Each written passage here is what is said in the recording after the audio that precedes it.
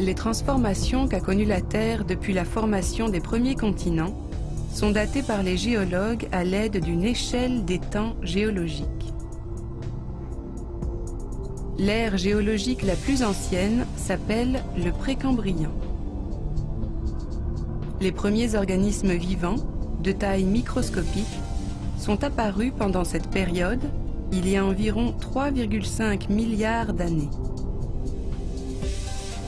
Au Cambrien, il y a quelques 550 millions d'années, les invertébrés sont déjà nombreux dans les eaux peu profondes de la planète. Pendant l'Ordovicien, il y a 500 millions d'années, les premiers vertébrés, des poissons sans mâchoire, commencent à prospérer. Ce n'est qu'au Silurien, 100 millions d'années plus tard, que les premières plantes terrestres se développent. Le Dévonien est l'âge d'or des poissons. C'est aussi pendant cette période que des animaux amphibiens, ainsi que les premiers insectes, s'aventurent sur les continents. La période suivante, appelée Carbonifère, date d'environ 300 millions d'années. D'épaisses forêts se développent et les premiers reptiles apparaissent. Le Permien est dominé par les reptiles, terrestres et aquatiques.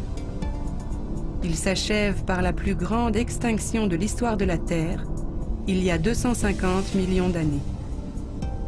Le Trias, qui lui succède, voit l'apparition des dinosaures. Ces animaux, dont certains atteignent des tailles gigantesques, dominent les ères jurassiques et crétacées. Il y a environ 65 millions d'années, les dinosaures s'éteignent brutalement, comme les 3/4 des espèces végétales et animales.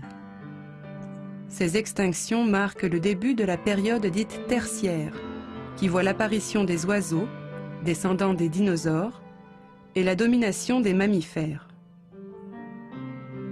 De nouvelles espèces voient alors le jour, notamment les premiers grands singes, comme le proconsul.